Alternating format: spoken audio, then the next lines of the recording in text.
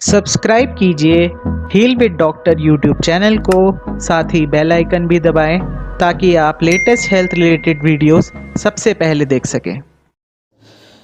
Hello everyone. आज की video में हम बात करेंगे एक्एंथोसाइट्स के बारे में। आप इस इमेज में क्लियरली देख सकते हैं, ये हमारे खून के अंदर एक सेल होता है जिसका नाम होता है आरबीसी यानी रेड ब्लड सेल। अगर किसी भी वजह से उसकी शेप चेंज हो जाती है तो उसको हम एक्एंथोसाइट्स बोलते हैं। तो एक्एंथोसाइट्स कुछ नहीं है, हमारे रेड ब्लड सेल के एबनॉर्मल पोजीशनिंग लेंथ के बारे में हम बोलते हैं। इसके अंदर क्या होता है, जो सेल का साइज़ होता है यानी सर्कुलर सिलेंड्रिकल साइज़ है वो बदल जाता है। उसके जो सरफेसेस होते हैं वो अनइवन हो जाते हैं और वो लेंथ में बढ़ जाते हैं, जैसे कि आप इस इमेज में क्लियरली देख पा रहे हैं। इसमें जो ये स्पाइक्स लाइक स्ट्रक्चर है वो आरबीसी के सेल पे है। आरबीसी के सेल का स्ट्रक्चर आप देख सकते हैं सिलेंड्रिकल है। अगर इसके अंदर शेप चेंज हो जाए, लेंथ चेंज हो जाए, तो उस कंडीशन को हम बोलते हैं एक्एंथोसाइट्स। तो एक्एंथोसाइट्स वर्ड कहाँ से आया? एक्एंथा मीन्स थॉर्न यानी स्पाइक्स, काइट्स मतलब सेल। ये यूजुअली इनहेरिटेड और एक्वायर्ड डिजीज़ से लिंक है। कहने का मतलब ये दूसरी बीमारियों का भी नतीजा हो सकता है, साथ साथ ये इनहेरिटेड यानी जेनेटिक डिसऑर्डर भी हो सकता है जो एक जनरेशन से दूसरी जनरेशन में ट्रैवल करता है। इसके बाद हम बात करेंगे एक्एंथोसाइट्स के बारे में कि ये क्यों होते हैं। ये होते हैं हमारे प्रोटीन और लिपिड जो रेड ब्लड सेल के ऊपर होते हैं कोटिंग में, उनके अंदर कुछ बदलाव आ जाना यानी structural change in protein results in acanthocytes. हालांकि ये बात भी सच है कि बहुत सारी रिसर्च आज भी इस पे चल रही है और पूरी तरीके से ये पता नहीं लगा पाए कि ये थॉर्न लाइक स्ट्रक्चर्स कैसे बने, यानी ये स्पाइक्स इस सेल के ऊपर किस तरीके से बने। बस एक स्टडी के अंदर दिखाया गया कि ये प्रोटीन के चेंजेस की वजह से, प्रोटीन और लिपिड यानी फ़ैट के चेंजेस की वजह से, वो मैंने आपको बता दिया है। इस इमेज में आप क्लियरली देख सकते हैं कि कैसे एक सिलेंड्रिकल रेड ब्लड सेल के अंदर चेंजेस आते हैं और वो इस तरीके से स्पाइक फॉर्म में लार्ज सेल बन जाता है। तो अब हम बात करते हैं एक्एंथोसाइट्स हमें किन लोगों में देखने को मिलेंगे। हमें जिन लोगों को लिवर की डिजीज़ है, लिवर की बीमारियां हैं और बहुत सीवियर लिवर की बीमारी उनमें देखने को मिलेंगे। अल्कोहलिक पेशेंट में देखने को मिल सकता है, जो लोग बहुत ज़्यादा अल्कोहल इंटेक करते हैं। माल न्यूट्रिशन वाले पेशेंट में मिल सकता है, जो लोग बहुत कम खाते हैं, जिनके अंदर बहुत सारी न्यूट्रिशन की कमी रहती है। या फिर रेयर न्यूरल डिजीज़ जैसे कि कोरी एक्एंथोसाइटिस और बाकी रेयर न्यूरोलॉजिकल सिंड्रोम्स में हमें ये दिक्कत देखने को मिल सकती है। इसी वजह से मैंने शुरुआत में बोला था कि और बीमारियां भी इस बीमारियों को बना सकती है।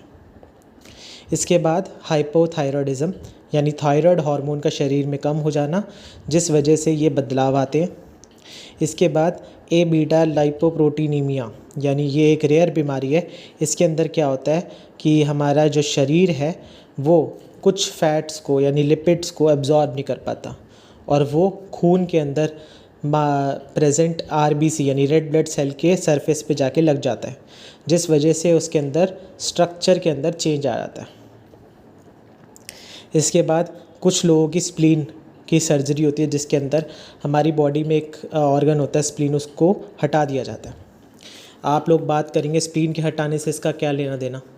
तो जो हमारे शरीर के अंदर खून है उसमें बहुत तरीके के सेल हैं। आरबीसी यानी रेड ब्लड सेल, डब्ल्यूबीसी यानी वाइट ब्लड सेल, प्लेटिलेट्स, और ये सारी चीज़ें जाके स्प्लीन में जाके डिस्ट्रॉय होती हैं। तो अगर स्प्लीन हट जाएगी तो भी इनके स्ट्रक्चर्स में चेंजेस आएंगे जो आगे जाके रेड ब्लड सेल को एक्एंथोसाइट्स में बदल सकता है।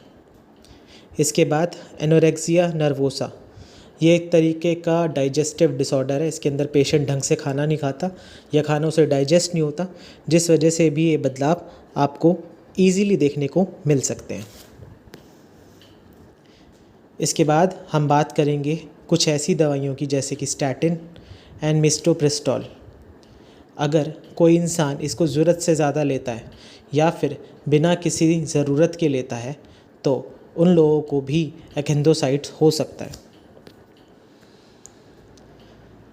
अब ये भी देखा गया कि एथेंथोसाइड्स यूरिन में भी पाए जाते हैं जिन लोगों को डायबिटीज़ है, और ये आगे जाके एक तरीके की किडनी डिसऑर्डर यानी ग्लोमेरुलोनेफ्राइटिस जैसे सिंड्रोम को भी बनाता है और उनसे भी जुड़ता है। तो इस तरीके के सेल हमारे यूरिन में भी आ सकते हैं। अक्सर हमने सुना है जिन लोगों को डायबिटीज़ होती है उन लोगों में कभी कभी यूरिन में खून यानी पेशाब में खून आता है, वो इसी बीमारी के अंदर होता है। अब क्योंकि इस बीमारी की वजह से उनकी शेप, उनका साइज़ बदल जाता है, इसी वजह से स्प्लीन में जाके वो ट्रैप एंड डिस्ट्रॉय होते हैं, जिसका रिज़ल्ट होता है हीमोलिटिक अनीमिया। जैसे कि आपको मैंने पहले बताया कि स्प्लीन हमारे शरीर का वो ऑर्गन है जहाँ पे हमारे सेल जाके डिस्ट्रॉय होते हैं, यानी ब्लड के जो आरबीसी है जाके डिस्ट्रॉय होते हैं। अगर किसी वजह से वो ज़रूरत से ज़्यादा डिस्ट्रॉय होने लग जाए तो हीमोलिटिक अनीमिया यानी ऐसी स्थिति जिसके अंदर हमारा आरबीसी का काउंट कम हो जाता है, वो होने के चांसेस हैं।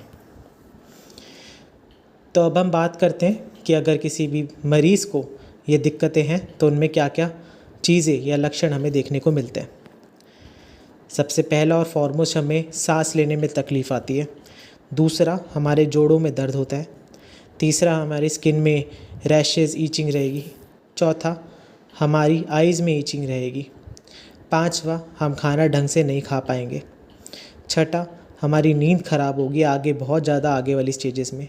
सातवां, एनलार्ज स्प्लीन एंड लिवर भी हो सकता है और स्प्लीन का फंक्शनल भी कम हो सकता है। आठवां, हमारी चेस्ट में पेन यानी छाती में दर्द हो सकता है।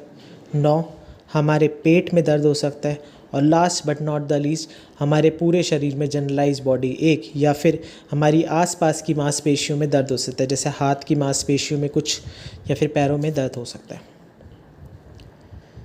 इसके बाद हम बात करेंगे कि अगर किसी को ये बीमारी है तो उसकी जांच किस तरीके से कर सकते हैं, यानी इन्वेस्टिगेशन और डायग्नोसिस। अगर आप इस चैनल पे नए आए हैं तो प्लीज़ इस चैनल को सब्सक्राइब करें ताकि मैं ऐसी रेयर प्रॉब्लम्स पे वीडियो बनाता रहूं। सबसे पहले हम ब्लड टेस्ट करा के देखते हैं। देखिए, खून की जांच बहुत ज़रूरी है ऐसी बीमारियों को जांचने के लिए। हमारी खून की जांच में हम ब्लड कंप्लीट ब्लड काउंट कराते हैं, ब्लड कल्चर कराते हैं। इन सब से हमें इन्फेक्शन का भी पता चलता है, साथ साथ हमारे शरीर में कितना सेल का काउंट अभी बचा है वो भी पता चलता है। इसके बाद हम स्मीयर बना के देखते हैं। स्मीयर क्या है? आपके खून की ड्रॉप से पूरा उसको खींचकर माइक्रोस्कोप के नीचे देखा जाता है कि सेल का साइज़ क्या है, सेल की शेप क्या है और सेल कितने ज़्यादा ख़राब हो रहे हैं। एक हमें पता चलता है सेल कितने हैं, ख़राब है या ठीक है वो नहीं पता चलता, कितना नंबर है वो पता चलता है सीबीसी से, और किस तरीके से दिख रहे हैं वो हमें पता चलता है स्मीयर से। इसके बाद हम एक्सरे, सीटी स्कैन करा सकते हैं जोड़ों के दर्द, मांसपेशियों के दर्द के लिए। उसके बाद जेनेटिक टेस्टिंग करानी भी ज़रूरी है क्योंकि एक तरीके का ये जेनेटिक डिसऑर्डर भी है। बेशक रिसर्च ने इसे बताया कि ये जेनेटिक और एक्वायर्ड यानी किसी और बीमारी का भी एक अलग रूप हो सकता है, लेकिन फिर भी जेनेटिक टेस्टिंग करा के हमें ये जांचना बहुत ज़रूरी है कि ये जो बीमारी है इसके साथ कोई और बीमारी तो नहीं, या फिर ये बीमारी आगे जाके क्या रूप ले सकती है। इसके बाद एमनियोसेंटेसिस या फिर अल्ट्रासाउंड, ये सब चीज़ें हमें जब करानी चाहिए जब मदर के अंदर ये कंडीशन हो, ये जानने के लिए कि इसके बच्चे में ये कंडीशन गई है या नहीं गई। सो अब हम बात करेंगे कि अगर किसी को ये बीमारी है और उसका हमें इलाज करना है तो हम किस तरीके से कर सकते हैं। आप प्लीज़ मेरे चैनल को सब्सक्राइब करें। Thank you. तो ट्रीटमेंट में आप स्पेसिफिक सप्लीमेंट ले सकते हैं, आप सर्जरी करा के स्प्लीन को रिमूव करा सकते हैं। इसके बाद आप कुछ ऐसी दवाइयाँ खा सकते हैं जिससे हीमोग्लोबिन बढ़े, अनीमिया कम हो, बाकी सारे सिम्टम ठीक हो, जैसे नींद ना आना, एंजाइटी, डिप्रेशन को ठीक कर सकता है। Last but not the least, physiotherapy. हमने कि जैसे देखा कि इन लोगों के अंदर जॉइंट पेन, मस्कुलर पेन बहुत ज़्यादा कॉमन है, तो उसके लिए हमें stretching exercise, strengthening exercise, breathing exercise भी करनी चाहिए क्योंकि हमारी सांस लेने में भी तकलीफ़ आती है। क्योंकि रेड ब्लड सेल यानी आरबीसी हमारे खून का वो हिस्सा है जिस पे ऑक्सीजन लोड होके हमारे सेल तक जाती है। जितने कम ये सेल होंगे उतनी कम हीमोग्लोबिन होगी, हीमोग्लोबिन कम होगी उतनी कम हमारी बॉडी के अंदर सांस ऑक्सीजन जाएगी, इसी वजह से सांस लेने की दिक्कतें भी हो सकती हैं।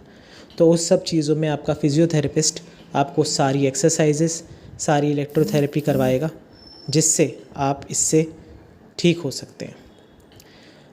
फिर भी अगर आपको किसी भी चीज़ का डाउट है, आपको लगता है कि आपकी मैं किसी तरीके से मदद कर सकूं, तो नीचे दिए गए व्हाट्सएप नंबर पे मुझसे कॉल मैसेज पे बात करें। Thank you so much. तो आई होप आपको ये वीडियो पसंद आई होगी। इस वीडियो को लाइक करें एंड शेयर करें ज़्यादा से ज़्यादा। साथ ही कमेंट सेक्शन में अपने डाउट्स बताएं मुझे, ताकि मैं उन्हें बहुत जल्दी से जल्दी क्लियर कर पाऊँ। Thank you and wish you a very happy and healthy life ahead.